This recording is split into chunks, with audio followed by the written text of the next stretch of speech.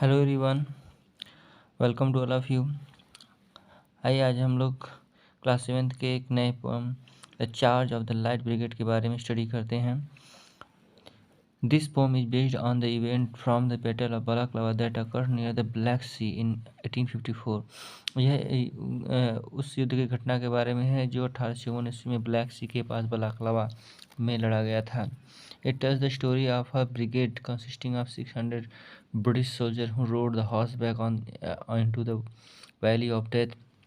ये उन 600 बहादुर ब्रिटिश सैनिकों के बारे में कहानी बताई गई है जो घोड़े पर सवार होकर मृत्यु की घाटी में अर्थात बहुत बड़ी सेना के बीच युद्ध के लिए जा पहुंचते हैं। They were given a command to charge the enemy, but the soldiers were not discourage. यानी कि इस सेनापति के द्वारा आदेश दिया गया इस बड़ी सेना से युद्ध करने का, परंतु ये अपना साहस नहीं खोए। Let's read this poem. आइए हम लोग इस पोएम को पढ़ते हैं और इसकी कहानी के बारे में जानते हैं। इस पोएम का जो थीम है वो पैट्रियोटिज्म यानी देशभक्ति, वार युद्ध एंड नेशनलिज्म है, राष्ट्रभक्ति। यह जो युद्ध है वह रशियन सेना, विशाल रशियन सेना जो विभिन्न प्रकार के आधुनिक अस्त्र शस्त्रों से लैस है उसकी, और एक छोटी सी 600 सेना की टुकड़ी, छोटी सी सेना की टुकड़ी जो मात्र तलवार और भाले से सुसज्जित है, ब्रिटिश सेना उसके बीच में हो रहा है। लाइट ब्रिगेड का अर्थ है फ्रेंड्स एक छोटी सेना की टुकड़ी, छोटी बहादुर सेना की टुकड़ी, अर्थात दूसरे शब्दों में हम कह सकते हैं कि अमर सेना की टुकड़ी। Half a league, half a league, half a league onward, all in the valley of death rode the 600. Forward the light brigade charged for the gun. He said into the valley of death rode the 600. Half a league का means होता है friends, एक league में 3 miles होता है और 1 miles में 1.6 kilometre होता है। हाफ लीग का इस तरह से हम देखेंगे तो 2.5 लगभग 2.5 किलोमीटर हो जाता है। आधी लीग अर्थात 2.5 किलोमीटर आगे मृत्यु की घाटी में 600 सेनाएं सवार होकर चली। सेनापति आदेश देता है कि दुश्मन सेना, रशियन सेना जिसके पास गन्स हैं, तोप हैं, आर्टिलरी हैं, आधुनिक हथियार है, अस्त्र शस्त्र हैं, उन पर आक्रमण करो। और अंत में जो 600 सेना की टुकड़ी है वह मृत्यु घाटी में अर्थात डेथ वैली में प्रवेश करती है, की तरफ आगे बढ़ती है। Second stanza. Forward the light brigade was there a mind dismayed, not though the soldier knew someone had blundered. There's not to make reply, there's not to reason why, there's but to do and die. Into the valley of death rode the 600. डिसमेट का अर्थ होता है निराशा या मोह, डर, और ब्लंडर्ड का अर्थ होता है बिग मिस्टेक, बहुत बड़ी गलती, अर्थात जिसे सुधारा ना जा सके ऐसी गलती। आइए इस स्टेंजा के अर्थ को समझते हैं। चलो आगे बढ़ो, क्या यहाँ कोई है जिसे अपने जीवन से मोह या इस बड़ी सेना के सामने डर लग रहा है या कोई निराशा है। सैनिकों को पता था कि यह एक बहुत बड़ी गलती जो कि इतनी हथियारों से सुसज्जित और बड़ी सेना जिसके पास गन है, आर्टिलरी है, उनसे लड़ने जा रहे हैं, वो भी मात्र 600 की। कमांडर ने आदेश दिया, आगे बढ़ो। They're not to make reply, they're not to reason why, they're but to do and die. Into the valley of death rode the 600. उनका अर्थात उनकी सेना का काम जवाब देना नहीं है या यह प्रश्न करना नहीं है कि सामने बड़ी सेना है और हम थोड़े हैं और उनके जैसा हथियार भी नहीं है। उनका काम है सिर्फ करो या मरो, अर्थात सिर्फ लड़ना और जीत हासिल करना, अर्थात अमर हो जाना, शहीद हो जाना। अभी लाइट ब्रिगेड यानी 600 सेना की छोटी टुकड़ी आगे बढ़ती है मृत्यु घाटी की ओर। Third stanza. Cannon to right of them, cannon to left of them, cannon in front of them, volleyed and thundered, stormed at with shot and shell, boldly they rode and well into the jaw of death, into the mouth of hell, roared the 600. इस stanza में poet ने दोनों सेनाओं की स्थितियों के बारे में बताया है जब वो आमने सामने होती हैं। यहाँ पे कैनन का अर्थ होता है वह सेना जो बंदूकों से सुसज्जित है, बंदूकधारी सेना। जो लाइट ब्रिगेड है अर्थात ब्रिटिश सेना की छोटी टुकड़ी है, उनके दाएं, उनके बाएं, उनके आगे कैनन अर्थात बंदूकधारी सेना है रसिया की, अर्थात चारों ओर से यह ब्रिटिश सेना अब घिर चुकी है। Volleyed and thundered, storm at with shot and shell. Volleyed का अर्थ होता है round of firing from a cannon, means जो बंदूकें और तोपें चल रही हैं, बार बार उनसे गोले छोड़े जा रहे हैं, बंदूकें दागी जा रही हैं, गोली चलाई जा रही हैं। चारों ओर से रशियन सेना द्वारा ब्रिटिश सेना की टुकड़ी पर गोलियां चलाई जा रही हैं और गोले दागे जा रहे हैं। Storm at with shot and shell, चलाई जा रही गोलियों और दागे जा रहे गोलों के जो रैपर हैं, जो गोलियों का खोखा होता है उसकी बात कर रहा है, चारों ओर गिर रहे हैं। Boldly they road and well into the jaw of death, into the mouth of hell, road the 600। फिर भी बड़ी साहस से, बिना घबराए, बिना डरे, पूरे साहस के साथ 600 सैनिकों की टुकड़ी मौत के मुंह में अर्थात मौत के जबड़े में आगे बढ़ी जा रही है, निडर रूप से बढ़ी जा रही है।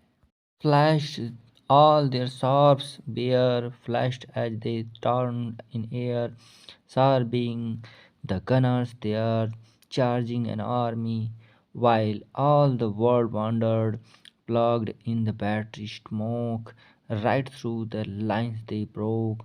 Kossuth and Russians reeled, sharp stroke, shattered and sundered. Then they rode back, but not the 600. Poet ने इस स्टैंजा में रशियन आर्मी और ब्रिटिश आर्मी के बीच हुए युद्ध का वर्णन करते हैं। Flashed all their sabres bare, flashed as they turn in air. British सेना अपनी तलवारें हवा में निकाल कर लहराती हैं, तो तलवारें चमकने लगती हैं।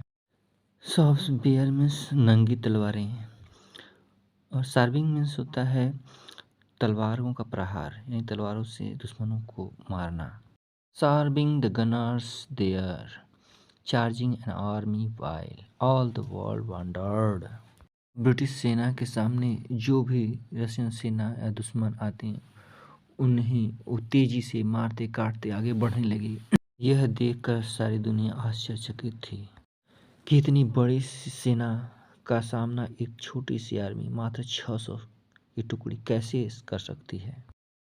Plunged in the battery smoke, right through the line they broke.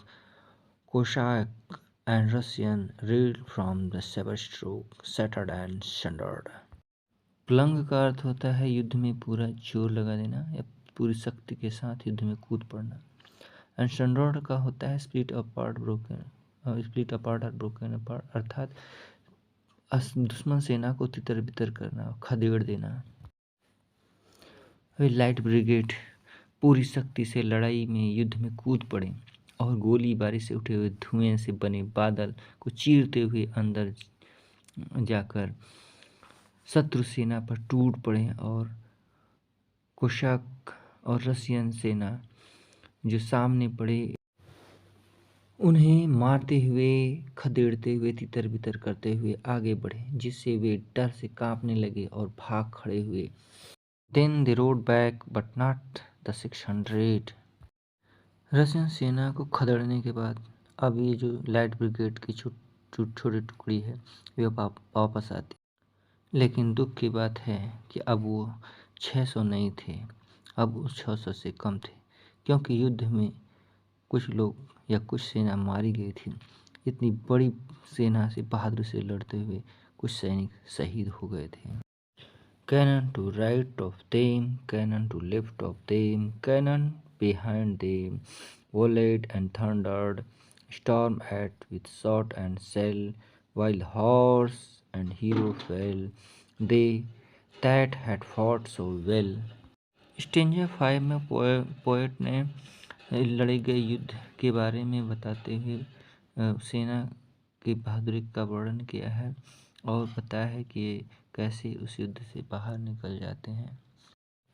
Poet बताता है कि जब युद्ध में जा रहे थे, इस स्टेंजा में ही बता रहा है कि जब युद्ध में जा रहे थे, cannon to right of them, cannon to left of them, cannon behind them, उनके दाएं उनके बाएं जो ब्रिटिश सेना है उनके दाएं बाएं और आगे रशियन सेना जो शस्त्रों से लैस थी वो थी और चारों तरफ गोला बारूद चल रहे थे।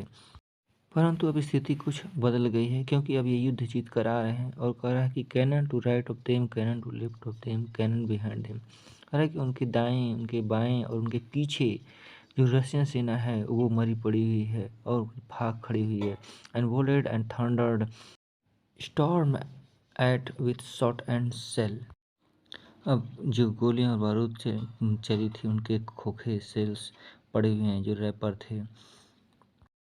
While horse and hero fell, they that had fought so well।